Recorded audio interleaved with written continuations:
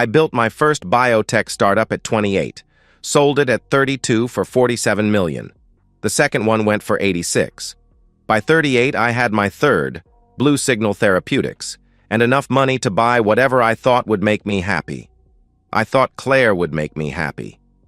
She worked at a gallery in Soho when I met her, tall, angular in that expensive way that comes from good breeding and careful maintenance. Her dark hair always pulled back, revealing a neck that seemed to stretch forever. She had this way of looking at paintings, chin tilted, eyes narrowed, like she was solving equations. I watched her for 20 minutes before I worked up the nerve to approach. "The brushwork is remarkable," I said, nodding toward a canvas that looked like someone had sneezed paint onto it. She turned. Her smile was polite, professional. "Are you familiar with gestural abstraction?" I wasn't. I knew proteins and cellular pathways and FDA approval processes. I knew nothing about art, but I wanted to know everything about her. "Not particularly," I admitted, "but I'd like to learn." That was the truth. I wanted to learn everything she could teach me. How to appreciate beauty for its own sake. How to move through the world with that kind of quiet confidence. How to fill the spaces in my life that money couldn't touch. Our courtship was methodical. Dinner at restaurants she chose. Gallery openings where I stood slightly behind her, listening to conversations about provenance and technique. She never reached for my hand first, but she didn't pull away when I reached for hers. When I proposed, she studied the ring, a 3-carat emerald-cut diamond, with the same careful attention she gave paintings. "It's beautiful," she said finally. "Is that a yes?" Another pause. "Yes, Caleb." It's a yes. I should have noticed the calculation in that pause, the way she examined everything, including me, like she was determining value. But I was 34 and successful and lonely in ways I couldn't articulate. I wanted a wife. I wanted a family. I wanted someone to share the fortune I'd built. Claire gave me what I wanted, in precise measurements. Our wedding was elegant. 200 guests at the plaza. Claire wore her grandmother's pearls and looked stunning in photographs. She danced with me during our first song, her hand light on my shoulder, her smile camera ready. When people complimented us on how perfect we looked together, she squeezed my arm and thanked them graciously. Perfect. That word followed us everywhere. The first 2 years of marriage felt like an extended audition. I was learning to be a husband, and Claire was learning to be a wife. She redecorated our apartment with pieces from galleries she knew. I bought whatever she suggested. She planned dinner parties with couples from her world, art dealers, collectors, trust fund babies who'd never worked a day, but spoke eloquently about creativity and vision. I learned to nod and smile and write checks to the right causes. Claire was good at being married. She remembered important dates, selected thoughtful gifts, maintained our social calendar with military precision. She was an excellent hostess, a knowledgeable dinner companion, a beautiful woman on my arm at charity galas. On paper, we were everything a successful couple should be. In private, we were two people living adjacent lives. She had her studio in the spare bedroom where she painted, abstract pieces that she never showed me until they were finished. I had my office where I worked 16-hour days building Blue Signal. We met for breakfast and dinner, shared a bed, made love on a schedule that felt comfortable rather than passionate. It wasn't unhappy. It was organized. Then Lena arrived. Claire was 36 when she got pregnant. We'd been trying for 8 months, and I'd started to worry. Not about fertility, the doctors said we were both fine, but about whether Claire truly wanted children. She approached pregnancy the way she approached everything else, with careful research and meticulous planning. She read books about fetal development, hired a nutritionist, practiced prenatal yoga. She documented everything in a leather journal, tracking weight gain and doctor's appointments with the same precision she used for gallery inventory. But when they placed Lena in my arms for the first time, something shifted. Not in Claire. She smiled and said all the right things and looked radiant in the photos. In me. This tiny person with her mother's dark hair and what I swore were my eyes, and suddenly I understood what love actually meant. I'd thought I loved Claire. I'd confused admiration with love, desire with devotion. What I felt for this baby was something else entirely. Something that made my chest tight and my hands shake. Something that made me want to be better than I'd ever been. Lena was perfect. She slept through the night by 3 months. She smiled early, laughed easily, reached her milestones ahead of schedule. Claire was an excellent mother, organized, attentive, protective. She kept detailed records of feeding schedules and developmental markers. She read parenting books and implemented strategies with scientific precision. But there were moments when I caught her studying Lena the way she studied paintings. Analytical, evaluating, like she was determining authenticity. I told myself I was imagining things. New fathers are paranoid, I read. We see threats everywhere. We overanalyze every interaction. Claire loved Lena. I could see it in the way she held her, the way she sang to her during bath time, the way she decorated the nursery with hand-painted murals of woodland creatures. Still, something nagged at me. Nothing I could name, nothing I could point to. Just a feeling that grew stronger as Lena grew older. Claire traveled more after Lena turned 2. Gallery business, she said. Research trips to museums in Paris and London, art fairs in Miami and Basel.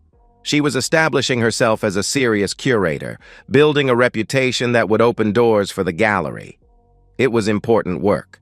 I understood that. I stayed home with Lena and the nanny. We had elaborate tea parties with her stuffed animals. I taught her to identify different types of clouds from her bedroom window. She called me Daddy in a voice that made everything else in my life seem secondary. When Claire was gone, Lena seemed more relaxed, more herself. She laughed louder, asked more questions, wanted to help with everything I was doing. When Claire returned, something in Lena would quiet. Not sadness exactly, more like caution. Maybe she's just adjusting to having mommy back, the pediatrician suggested when I mentioned it. Some children need time to transition between caregivers. I wanted to believe that. I wanted to believe a lot of things. By the time Lena turned 5, Claire's trips were lasting longer. 10 days in Europe became 2 weeks. 2 weeks became 3. She always had reasons. Gallery acquisitions required extensive vetting. International collectors needed face-to-face meetings. Art fair negotiations couldn't be rushed. Her explanations were detailed and convincing. Lena started asking when mommy was coming home. Not sadly, just matter-of-factly, the way she asked when dinner would be ready or whether it was going to rain. I realized she'd learned not to expect too much from Claire's presence. I'd learned the same thing, though I hadn't admitted it yet. The night before Lena's 6th birthday, I sat in her room watching her sleep.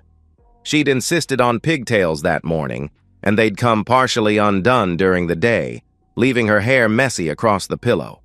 Her breathing was soft and even. Her hands were curled into small fists under her chin. This was my daughter. This was the person I loved most in the world. This was the reason I worked so hard, saved so much, planned so carefully for the future. I should have been perfectly happy. Instead, I felt something cold settling in my chest. A question I didn't want to ask, a truth I didn't want to see. But it was there, waiting in the shadows of everything I'd chosen not to notice. Growing stronger every time Claire studied Lena with those calculating eyes. Every time Lena seemed to brace herself when Claire walked into a room. Every time I caught myself making excuses for why my perfect family never quite felt complete. The man who built futures had spent 6 years refusing to see the present clearly. But the present has a way of demanding attention. And mine was about to demand everything. Claire announces Lena's Quebec trip 3 weeks before her 18th birthday.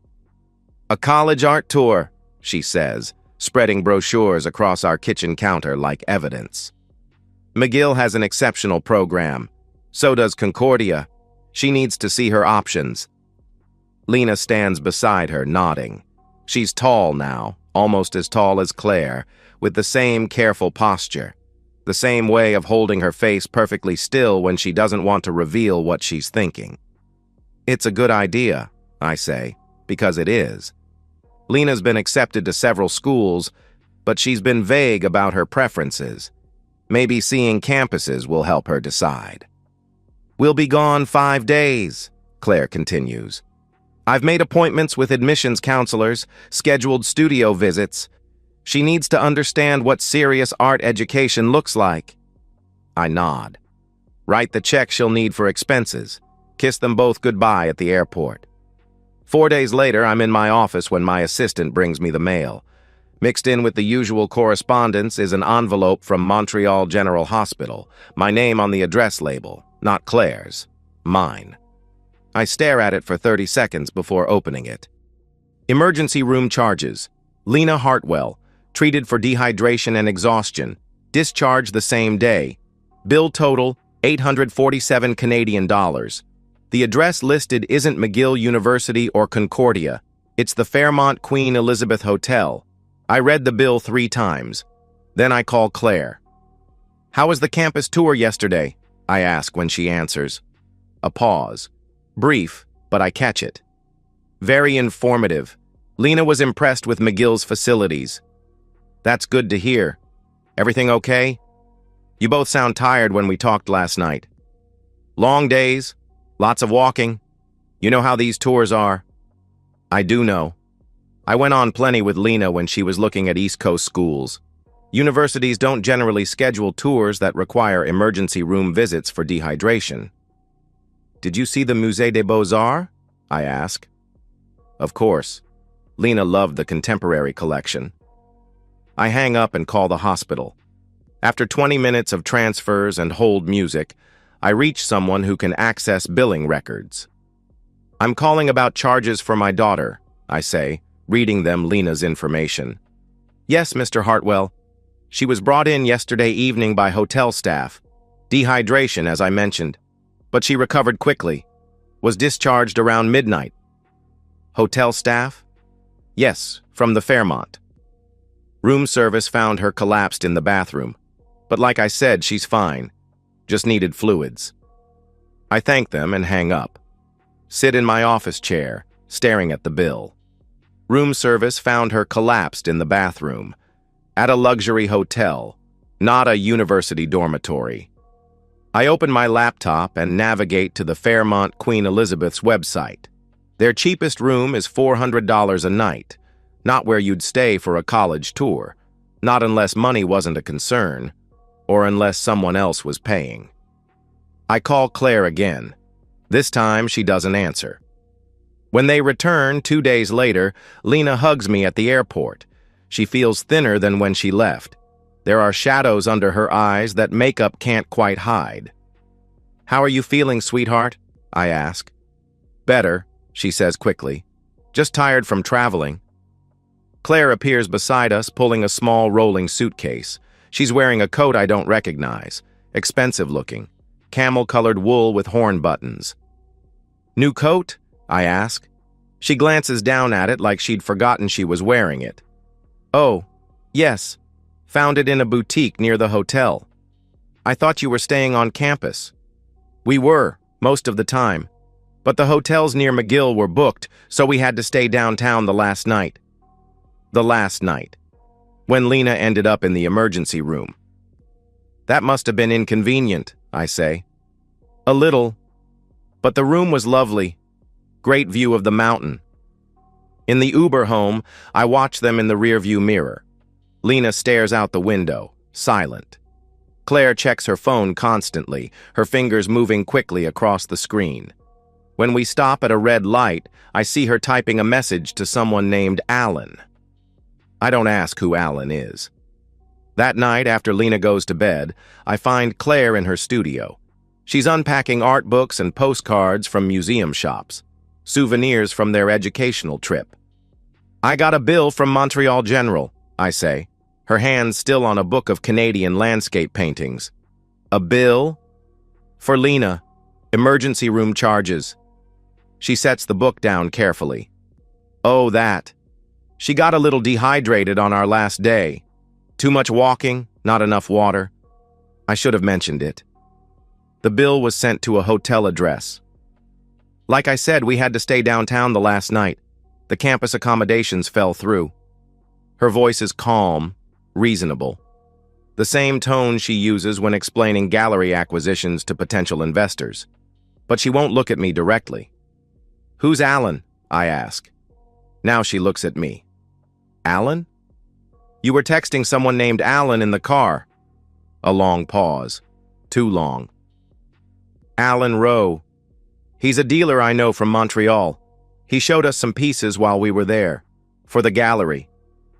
"Is he the one who recommended the hotel?" "Among other things." She turns back to her books.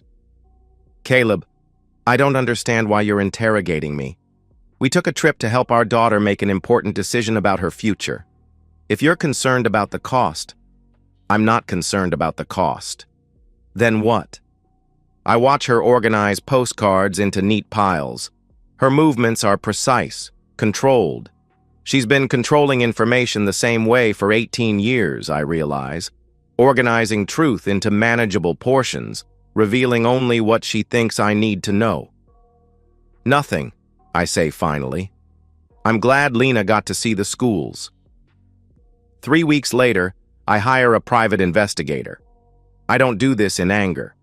I don't throw accusations or demand confessions. I approach it the way I approach everything else, methodically, analytically, like a scientist examining a hypothesis that needs testing. The investigator's name is Rachel Santos. She used to work for the FBI. Her office is small and impersonal, furnished with gray metal desks and filing cabinets. She listens to my concerns without judgment, takes notes in a leather portfolio. "I need to know if my wife is having an affair," I tell her. "What makes you think she is?" I explain about the trips, the hotel bills, the phone calls, the way Claire looks at me now, like she's calculating something, the way Lena seems to be carrying a secret that's too heavy for her. "How long has this been going on?" "I don't know. Maybe years. Maybe longer than that." Rachel nods. "We'll start with recent activity. Financial records, travel documents, communication patterns. If there's something to find, we'll find it." She calls me 6 weeks later. "We need to meet," she says. Her office feels smaller this time. Or maybe I feel larger, taking up more space now that I know what I know. Rachel has 3 manila folders arranged on her desk. She opens the first one without preamble. "Your wife has been having an affair with Alan Rowe for approximately 4 years, she says.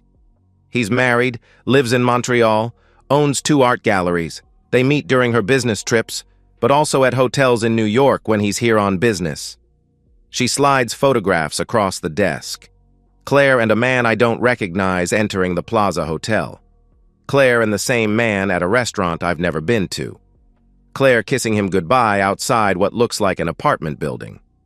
Rachel continues. "The Quebec trip wasn't about colleges. Your daughter was there, but she spent most of the time alone while your wife was with Mr. Rowe. Based on credit card records, they had dinner together every night. Your daughter ate room service in a separate room." I study the photographs. Claire looks happy in them, relaxed in a way I haven't seen in years.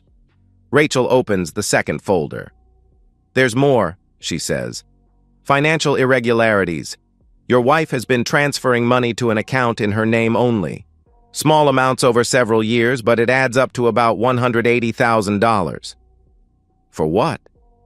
"We're not sure. The account is used for art purchases, but the pieces aren't listed in your home insurance policy. They may be gifts for Mr. Rowe, or she may be planning to leave and wants liquid assets." I nod. None of this surprises me. It should, but it doesn't. It feels like confirmation of something I've known without knowing for a very long time. Rachel hesitates before opening the third folder. "There's something else," she says. "About your daughter." She slides a single document across the desk. DNA test results. Lena's genetic profile compared to mine. Probability of paternity, 0%. I read the numbers 3 times. They don't change. We used samples from hairbrushes, Rachel explains quietly. Court-ordered tests would require more formal procedures, but these results are definitive. Lena is not your biological daughter. I set the document down carefully. My hands are steady, which surprises me. My voice is steady too when I speak. How long have you known? We got the results yesterday. I wanted to verify them before. No. How long have you suspected? Rachel studies my face. From the beginning. Your wife's behavior patterns suggested long-term deception, not just a recent affair. When someone lies about one fundamental thing, they usually lie about others. I gather the photographs and documents into a neat stack. What do I owe you? Mr. Hartwell, I know this is... What do I owe you? She tells me. I write the check. Thank her for her thoroughness. In the elevator down to the parking garage, I feel something I haven't felt in 18 years. Clarity. The kind of cold, clean understanding that comes when you finally stop pretending not to see what's directly in front of you. I drive home through afternoon traffic, the manila folders on the passenger seat beside me. When I stop at red lights, I don't think about Claire or Alan Rowe or how long this has been going on. I think about Lena, the daughter who isn't my daughter, the child I raised and loved and would have done anything to protect. The child who's been carrying this secret her entire life. By the time I reach our driveway, I know exactly what I'm going to do. I don't confront Claire. I don't rage or demand explanations or throw the photographs at her feet. Instead, I go to my office and retrieve a document I haven't looked at in 7 years. The post-nuptial agreement. Claire signed it during my lymphoma treatment when I was 39 and scared I might die.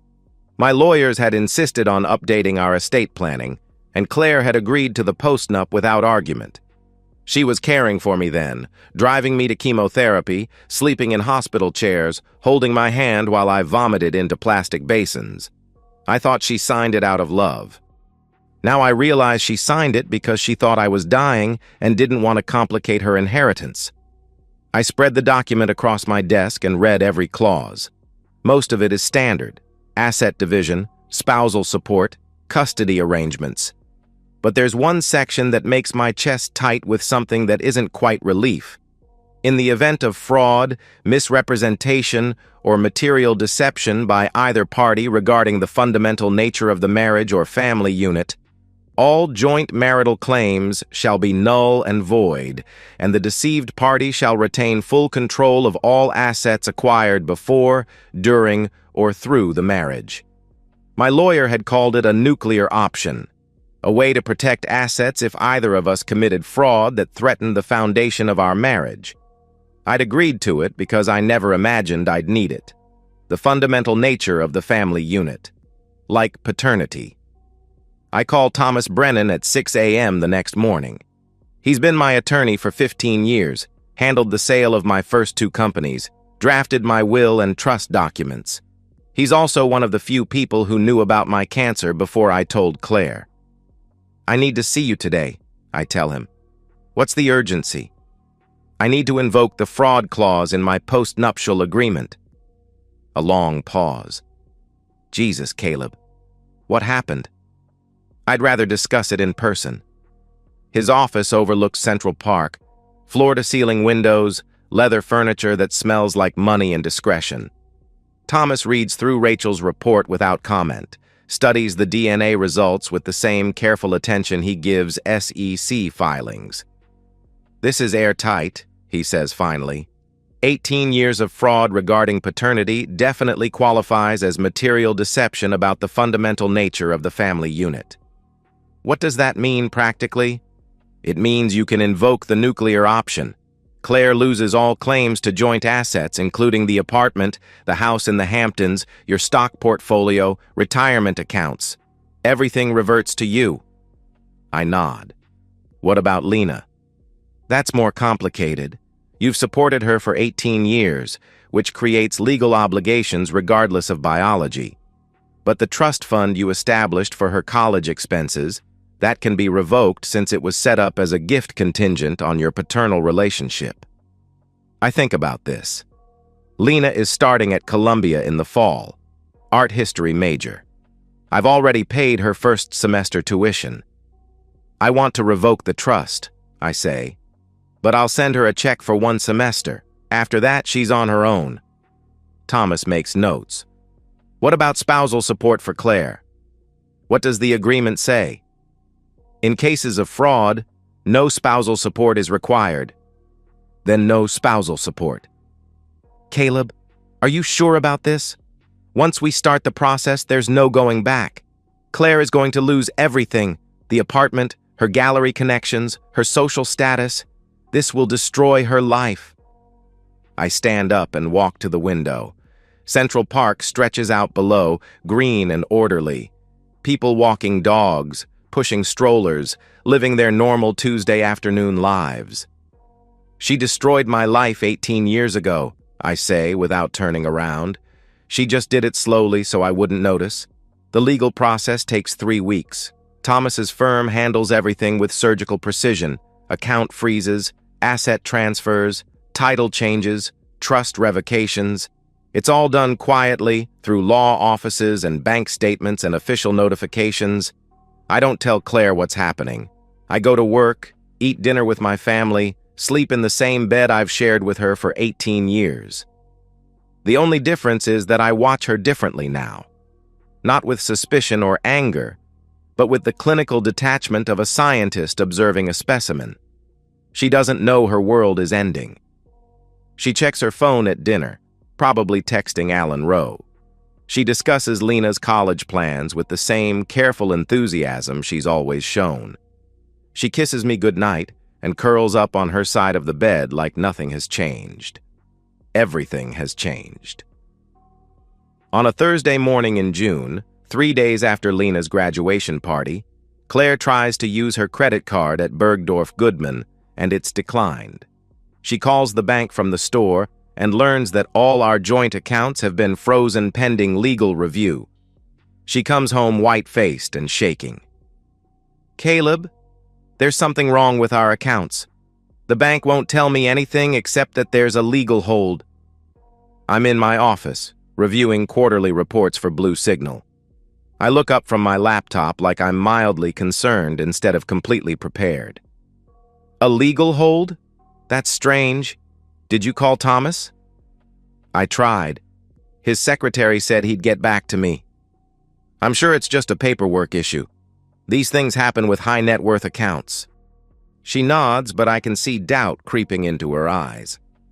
For the first time in our marriage, Claire is starting to understand that she doesn't control the narrative. Thomas calls her the next day.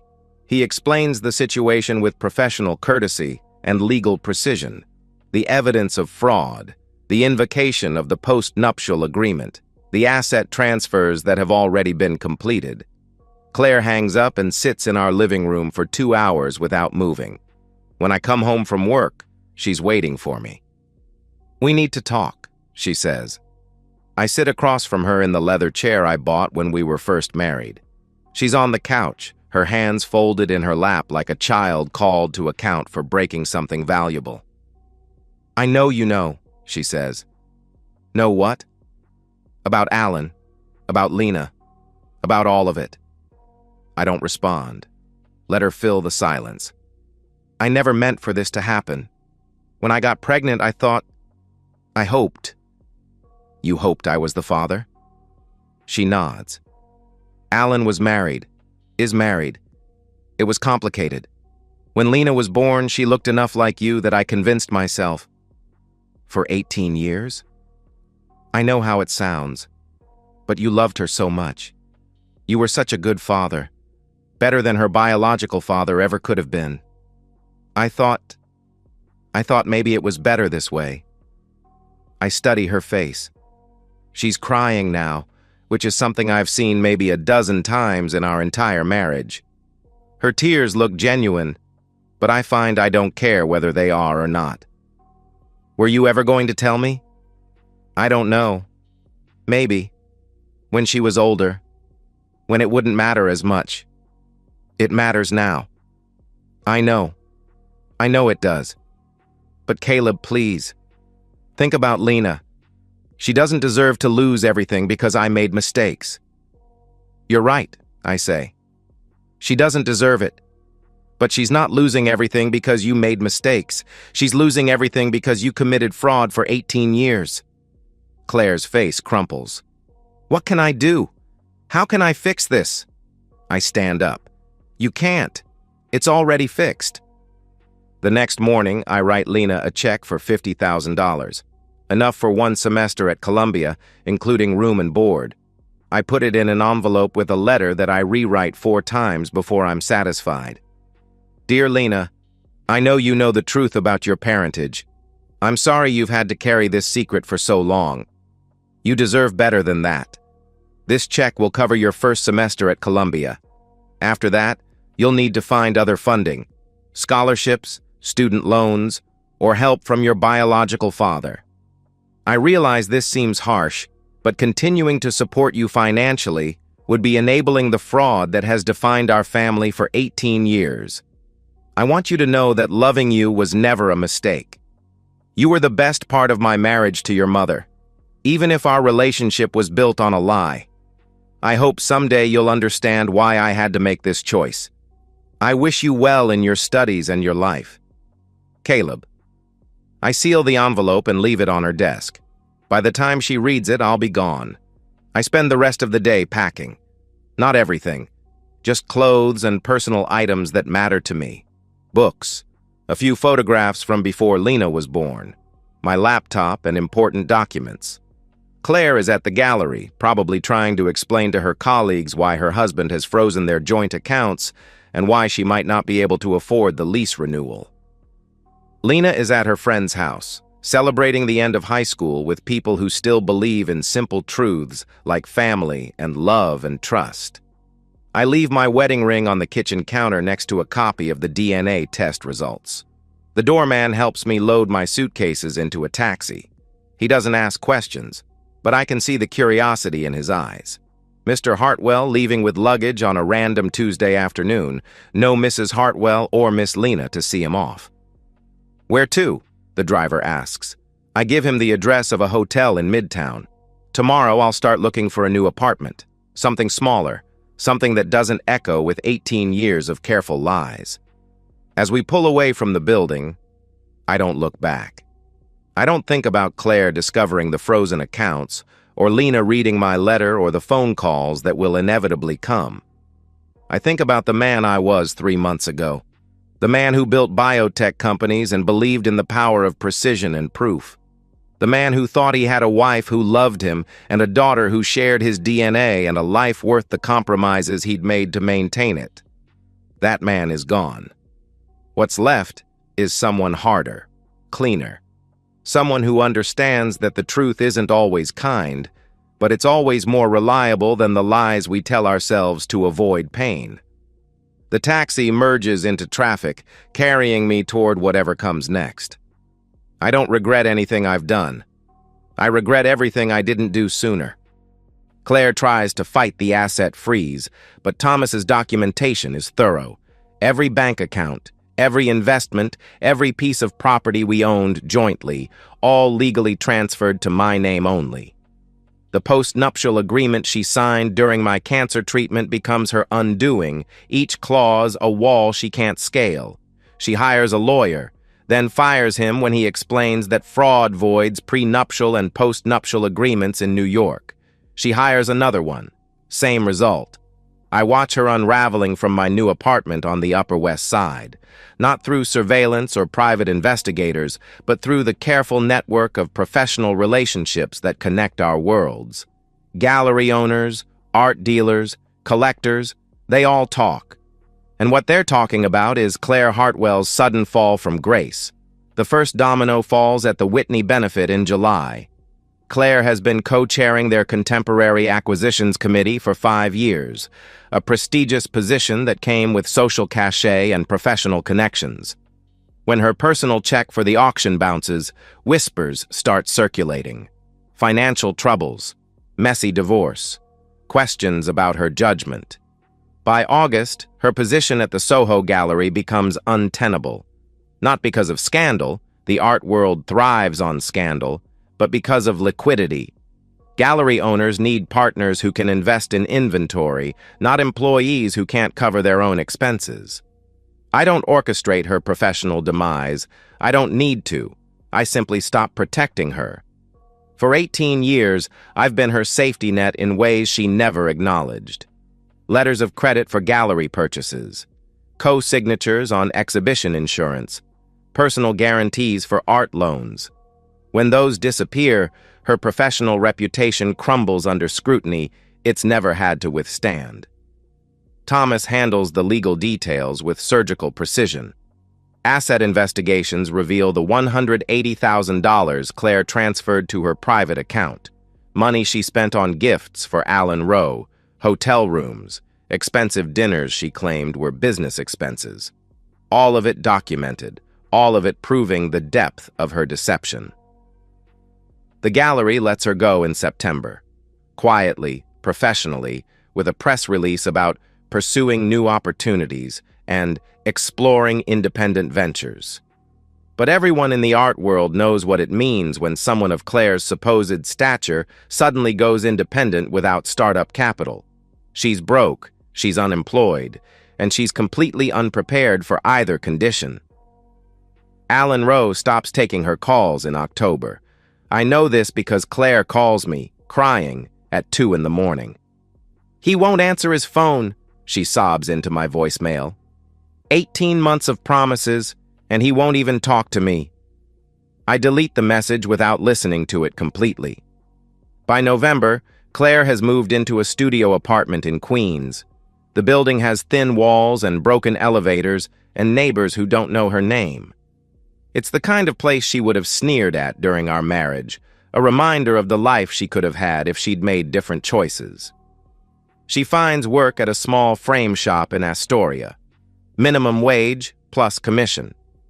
She stands behind a counter helping customers choose matting for their children's artwork and wedding photos. A 42-year-old woman with an art history degree from Vassar, measuring glass for 8 hours a day. I know this because Lena tells me. She calls in December, 3 weeks before Christmas. "I saw Mom yesterday," she says without preamble. "She looks terrible. I'm sorry to hear that." "Are you?" I consider the question seriously. Am I sorry that Claire looks terrible?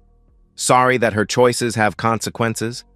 Sorry that the woman who lied to me for 18 years is finally experiencing the kind of powerlessness I felt every time she traveled to Montreal? "No," I say finally. "I'm not sorry." Lena is quiet for a long moment. She's living in a place that barely qualifies as an apartment, working retail, eating ramen noodles for dinner. "How's school?" "Don't change the subject." "I'm not changing the subject. I'm choosing a different one." "You destroyed her life." "She destroyed her own life. I just stopped subsidizing it." Another silence. Longer this time. "The money you gave me only lasted 1 semester," Lena says finally. "I know. I had to take out loans for spring tuition, and I'm working at the campus bookstore 20 hours a week." "Good. You'll appreciate your education more if you're paying for it yourself." "That's cold, even for you." "Is it? Your mother and I paid for 18 years of your life. Your food, your clothes, your school, your activities, your medical bills, your college application fees. We gave you everything a child needs and most of what a child wants. Now you're an adult. Adults pay their own way. I'm your daughter." "No," I say quietly. "You're not." She hangs up. I sit in my apartment looking out at the Hudson River and feel something I haven't felt in months. Not regret, exactly. Loss. The ghost of what I thought I had, haunting the edges of what I actually have. Claire calls me directly 2 weeks later. I almost don't answer, but curiosity wins. "I know you hate me," she says. Her voice sounds different, smaller, rougher around the edges. "But please, just listen." I don't hang up. I don't speak either.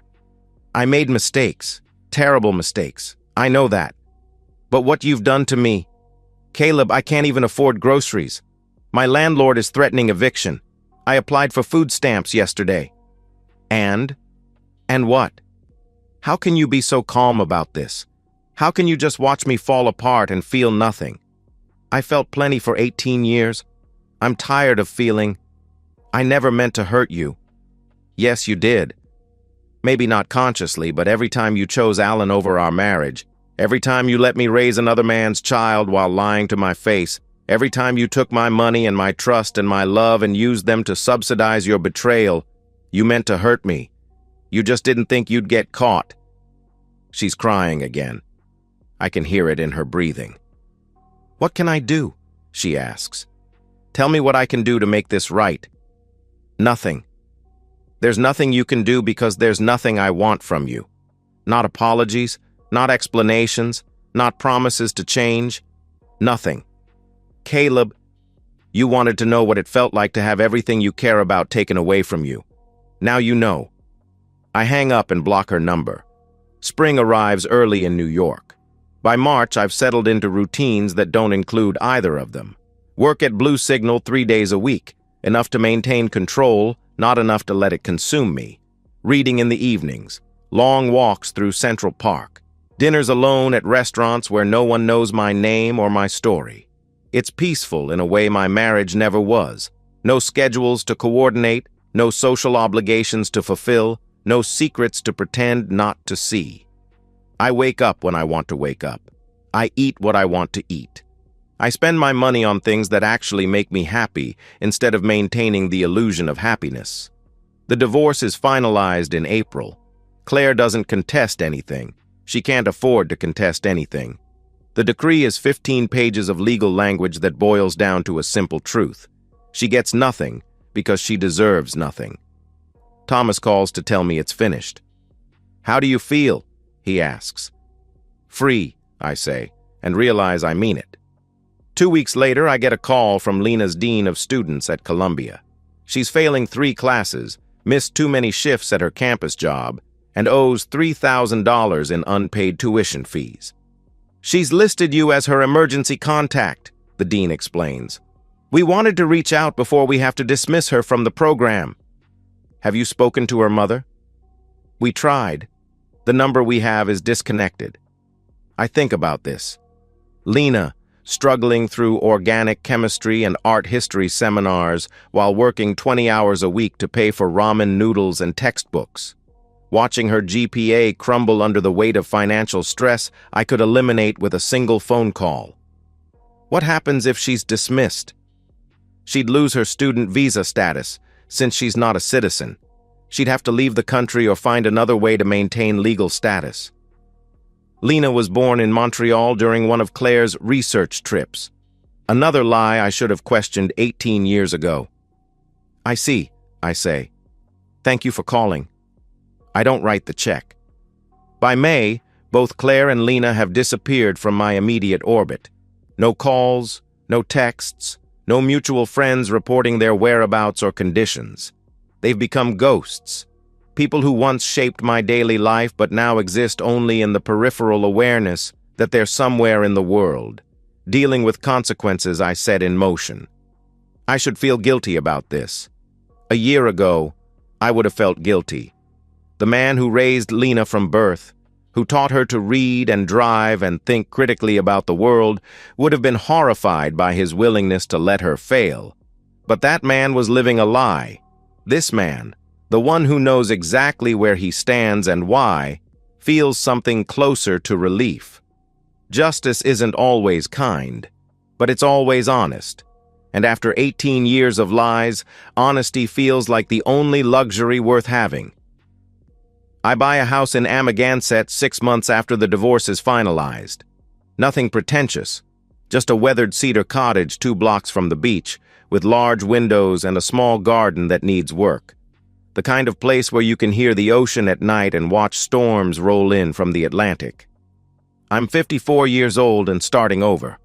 Most men my age are worried about college tuition and retirement planning and keeping marriages intact. I'm learning to live with silence. The house came furnished with pieces the previous owner couldn't take.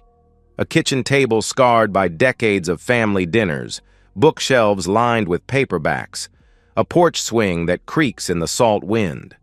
I keep most of it. There's something honest about furniture that shows its use, chairs that sag in the right places, rugs worn soft by other people's lives. I work from home now, consulting for biotech companies that need expertise in FDA approvals and clinical trial design. It's engaging enough to pay the bills and simple enough to leave time for other things. Reading, walking, learning to cook for one person instead of three. The loneliness hits in waves, usually in the evenings when the house grows quiet and the ocean sounds like white noise. I miss having people to talk to about small things, whether it's going to rain tomorrow, what to watch on television, whether the basil in the garden is ready to harvest. I don't miss Claire exactly, but I miss the idea of companionship that she represented before I knew better. I miss Lena more, but not the Lena who exists in the world now. I miss the 6-year-old who built blanket forts in the living room and asked me to read the same story 3 times in a row. The 10-year-old who collected shells on the beach and made me identify cloud formations. The 14-year-old who still hugged me goodnight even when she was too cool for most parental affection. Those memories feel like artifacts from someone else's life now. Precious, but untouchable. Evidence of love that was real even if the foundation beneath it was false. In August, I run into Dee at the farmer's market in East Hampton. She's buying tomatoes with her husband, looking prosperous and content in the way that money and good weather and stable marriages make possible. "Caleb," she says, her voice carefully neutral. "How are you?" "I'm well. You?" "Good. We're good." She glances at her husband, who nods politely and moves toward the corn stand, giving us space for a conversation he probably doesn't want to hear. "I heard about Claire," Dee says when we're alone. "And Lena. I'm sorry. Are you?" She studies my face, looking for something.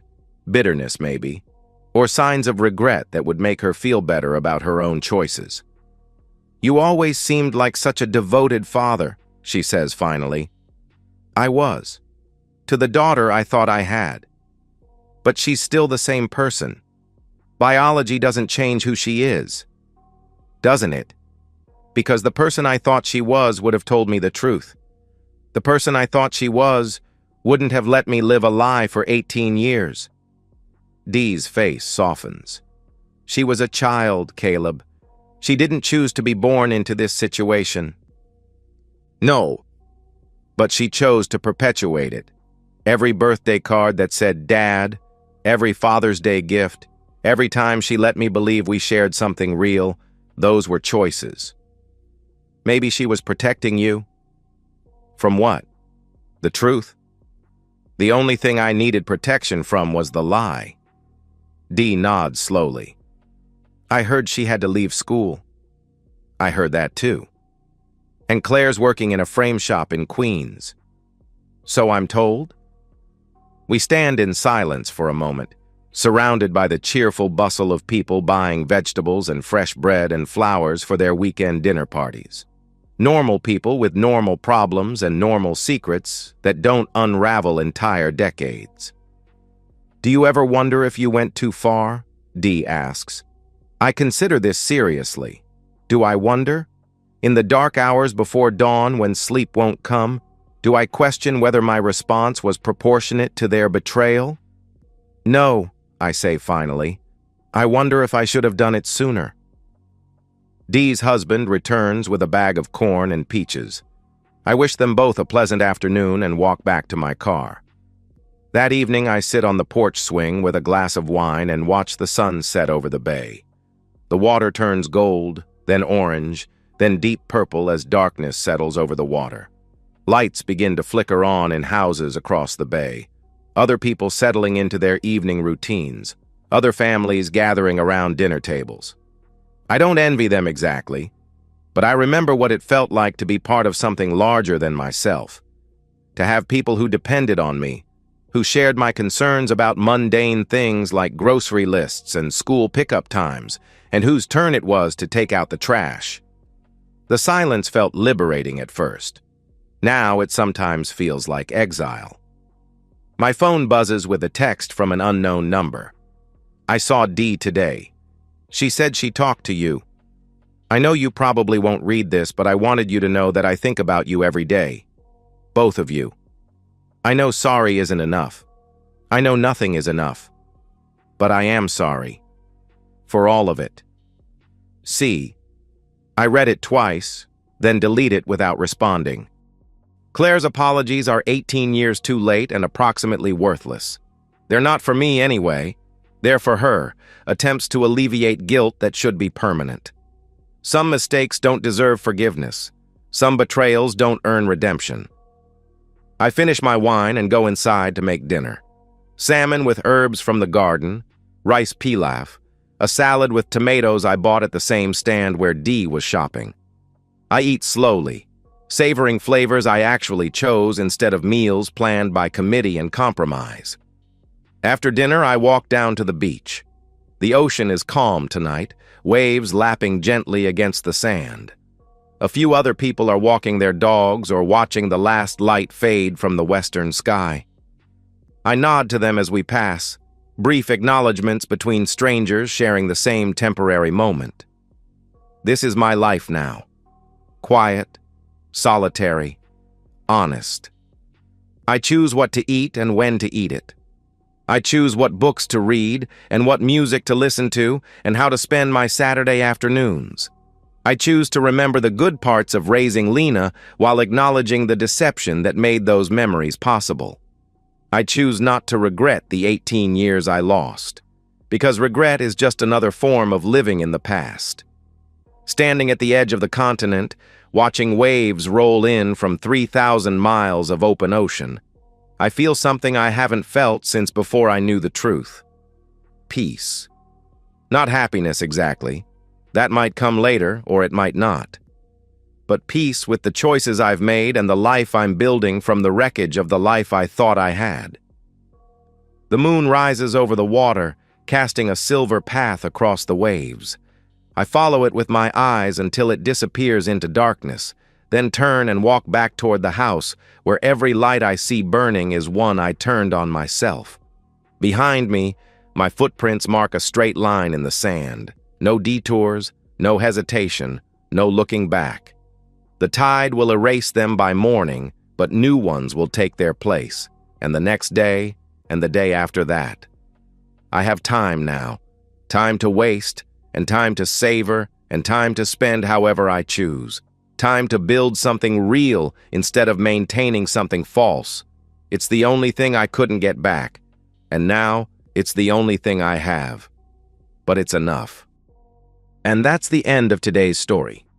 If you enjoyed it, please give this video a thumbs up and drop a comment below. Your support helps the algorithm push my content further. If you're new to the channel, don't forget to hit that subscribe button. It really helps me keep creating more stories for you. Thanks for watching, and I'll see you in the next one.